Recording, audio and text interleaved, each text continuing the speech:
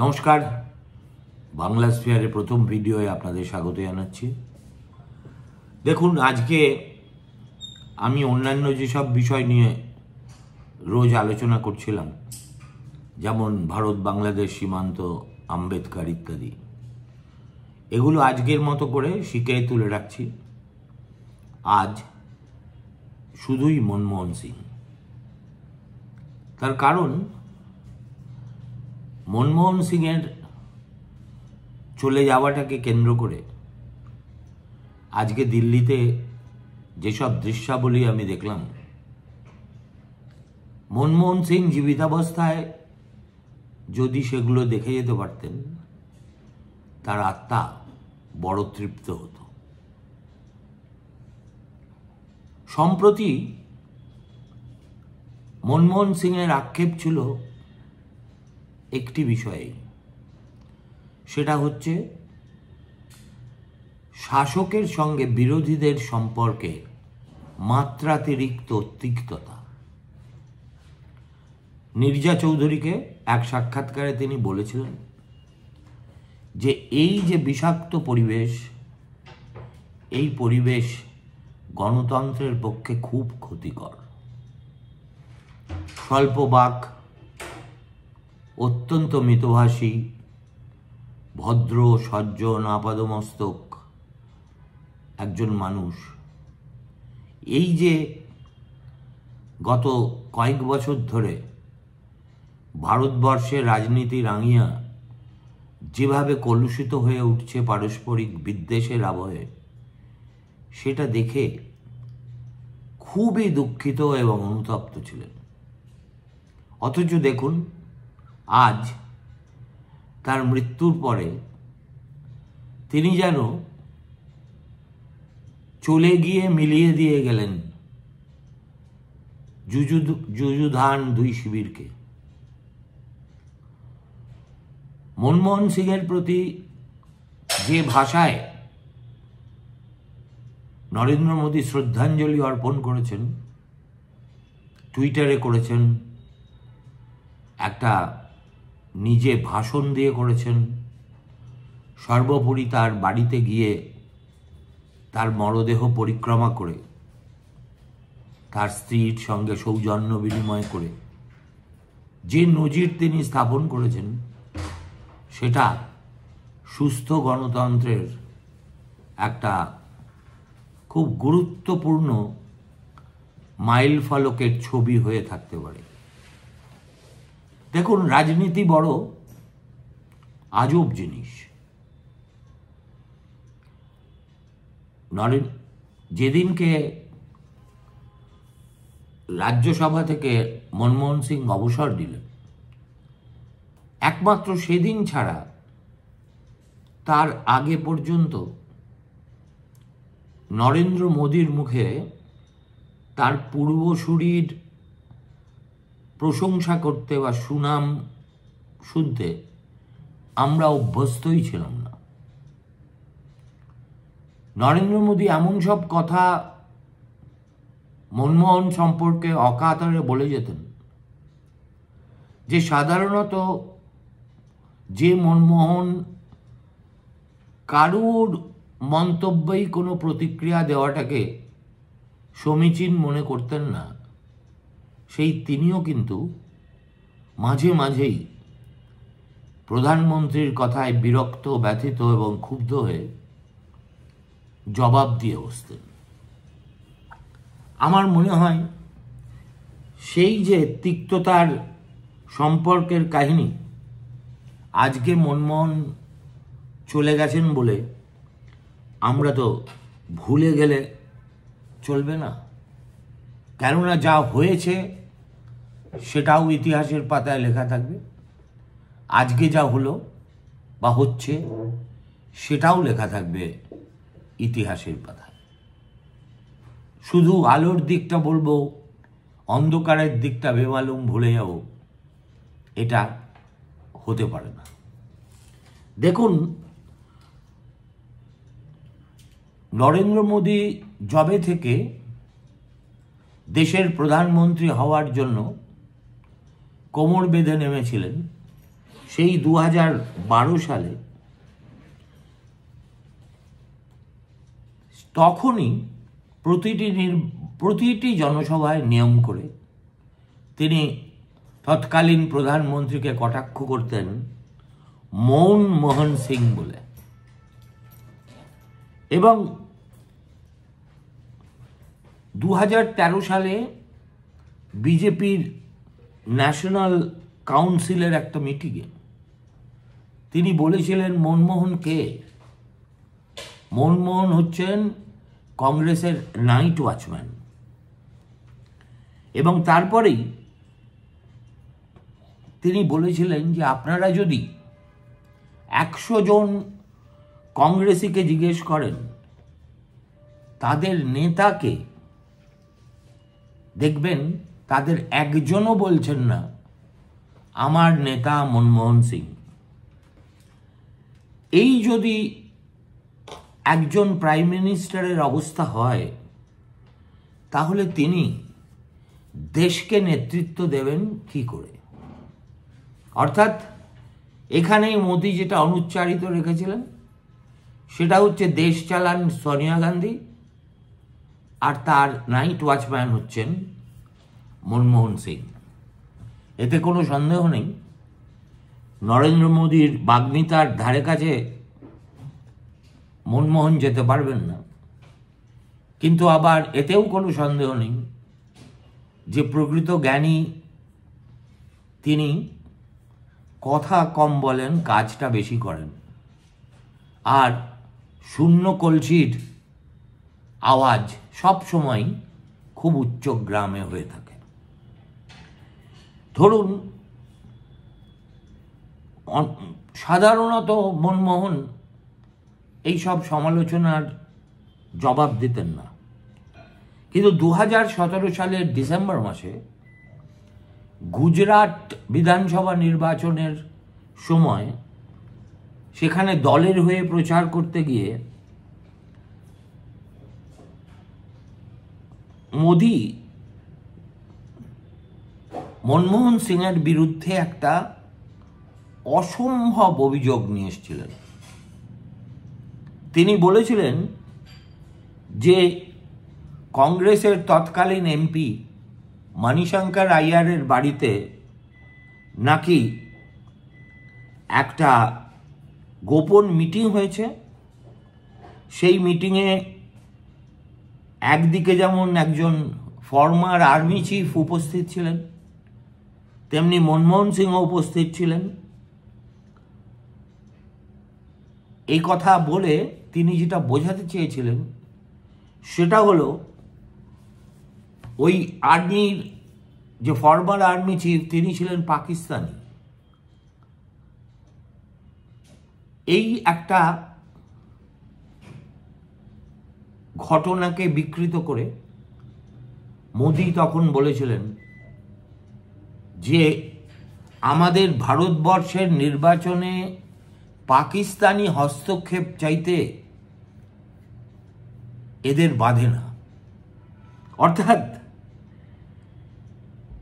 মনমোহন সিংহকে প্রায় তিনি একজন পাকিস্তানি এজেন্ট বানিয়ে দিয়েছিলেন।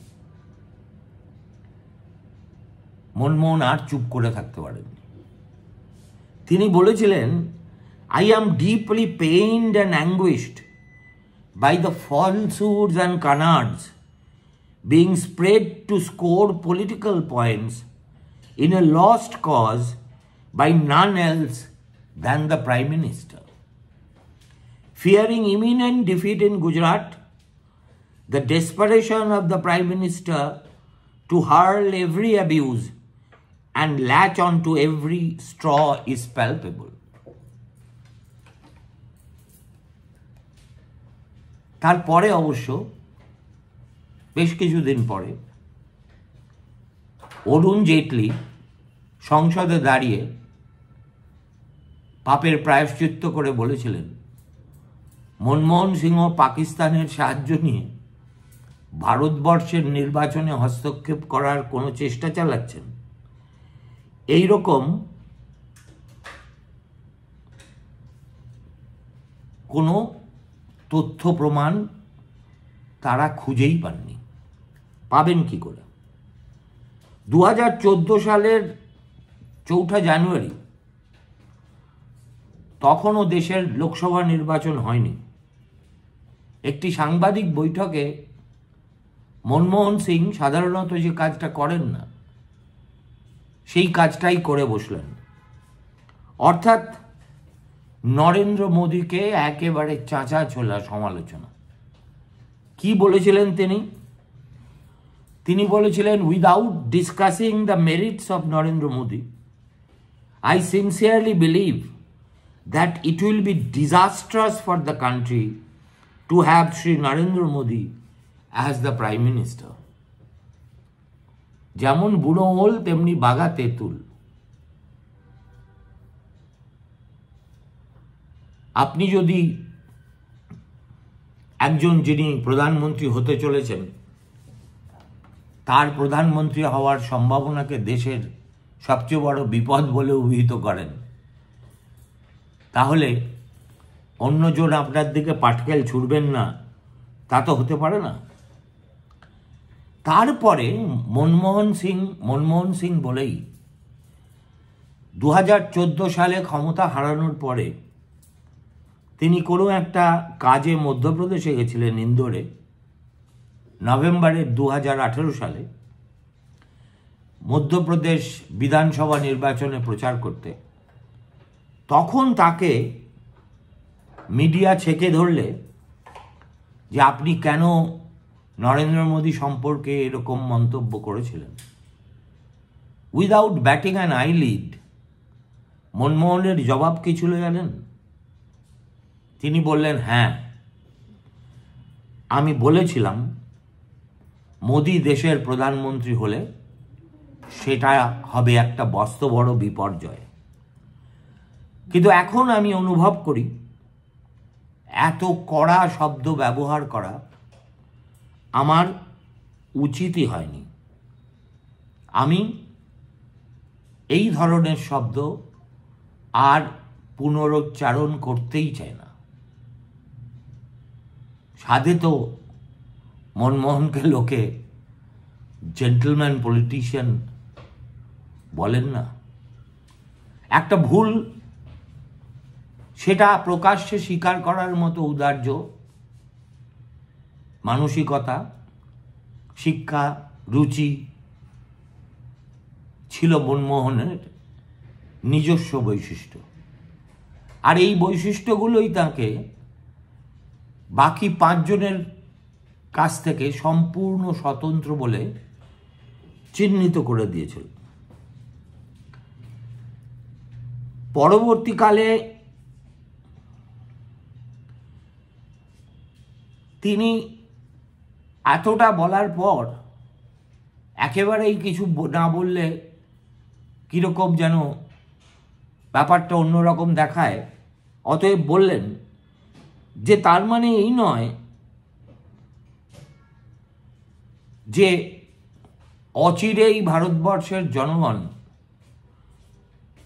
এটা বুঝতে পারবেন না যে মোদিজি তাদের কোন শোচনীয় অবস্থার মধ্যে এনে ফেলেছেন। এমনকি মোদির অর্থনৈতিক নীতিরও তিনি একজন সোচ্চার সমালোচক ছিলেন, কিন্তু সমালোচনা তিনি সংসদের ভিতরে দাঁড়িয়ে করতেন, বাইরে সভা বসিয়ে বা সাংবাদিকদের ডেকে ডেকে নিন্দামন্দ করতেন না। ডিমনিটাইজেশনের সিদ্ধান্ত নেওয়ার পরে 2016 সালের নভেম্বর মাসে রাজ্যসভায় দাঁড়িয়ে মাত্র একটি বাক্যে মনমোহন এই ভ্রান্ত নীতির যে সমালোচনা করেছিলেন তার সমতুল্য কোনো বাক্য আমি কারুর মুখে কখনো শুনিনি। তিনি বলেছিলেন, the scheme had been implemented. The scheme had been implemented was a monumental management failure and called it a case of organized loot and legalized plunder of the common people. আমার ধারণা এত অল্প কথায় ডিমনিটাইজেশনের সমালোচনা আর কারুর দ্বারা সম্ভব হতো না। একইভাবে জিএসটির ক্ষেত্রেও আহমেদাবাদে গিয়ে ডিমনিটাইজেশন এবং জিএসটি এই দুটো সিদ্ধান্তকে তিনি বলেছিলেন যে it is a twin blow to the economy. আর 2018 সালে ইন্ডিয়ান এক্সপ্রেসকে দেওয়া এক সাক্ষাৎকারে তিনি এবার মোদির মৌন মনমোহনের সেই যে কটাক্ষ সেটা তাকে ফিরিয়ে দিয়েছিলেন। তিনি বললেন যে এই যে কাঠুয়াতে একটা 8 বছরের বাচ্চা মেয়ের নৃশংসভাবে ধর্ষিত হলো এবং উন্নাওতে একজন বিজেপির বিধায়ক একটি মেয়েকে ধর্ষণের অভিযোগে অভিযুক্ত হলো, কই নরেন্দ্র মোদী এসব নিয়ে তো একটি বাক্যও ব্যয় করছেন না। অতএব আমি তাকে বলবো he should follow his own advice to me and speak more often. দেখুন, সংসদীয় চাপানুতোরের চেহারাটা এরমই হওয়া উচিত। অযথা গালাগালি, চিৎকার চেঁচামেচি, ধাক্কাধাক্কি, কথায় কথায় ওয়াকআউট করা, ওয়েলে নেমে যাওয়া, এগুলো কোনো সংসদীয় গণতন্ত্রের রীতিনীতি হতেই পারে না। আর এই যে তাকে মৌন মনমোহন বলতো বিজেপি, তিনি তা গায়েও মারতেন না। তিনি বলতেন যে দেখো, সারা জীবন ধরে আমি এই ধরনের কমেন্ট সহ্য করে আসছি, কিন্তু কখনো গায়ে মাখিনি। 2019 মে মাসে তিনি এনডিএ গভর্নমেন্টকে বলেছিলেন, ইট is a sad story of governance and accountability failure. এবং শুধু তাই নয়, মোদির জমানা কেন বহু মানুষের কাছে একটা ট্রমাটিক এক্সপিরিয়েন্স হয়ে দাঁড়িয়েছে তার ব্যাখ্যা দিতে গিয়ে তিনি বলেছিলেন, his regime is devastating for India's youth, farmers, traders and every Democratic institution. তবে তার কিছুদিন পরে রাশিয়া ইউক্রেন যুদ্ধে নরেন্দ্র মোদী সরকার যে অবস্থান নিয়েছিলেন, পঞ্চমুখে তার প্রশংসাও করেছিলেন মনমোহন। বলেছিলেন, new Delhi has done the right thing in putting it's sovereign and economic interest first while also appealing for peace. সুতরাং এইভাবে চাপানুতোর বিভিন্ন সময় বিভিন্ন জায়গায় একে অন্যের সঙ্গে কথাবার্তা বলেছেন, কিন্তু মোদির একটি অভিযোগ শেষ দিকে মনমোহনকে অত্যন্ত পীড়া দিয়েছিল। যখন তিনি বলেছিলেন যে কংগ্রেস নাকি 15% সরকারের বাজেটারি অ্যালোকেশন সংখ্যালঘুদের জন্য বরাদ্দ করতে চেয়েছিল। এর জবাব দিতে গিয়ে তিনি কথা খুঁজে পাননি। তিনি বলেছিলেন যে এই ধরনের ভিশাস purely divisive hate speeches during electioneering, lowering the public discourse and gravity of his office. এর আগে কোনো প্রধানমন্ত্রীর মুখে আমরা শুনিনি।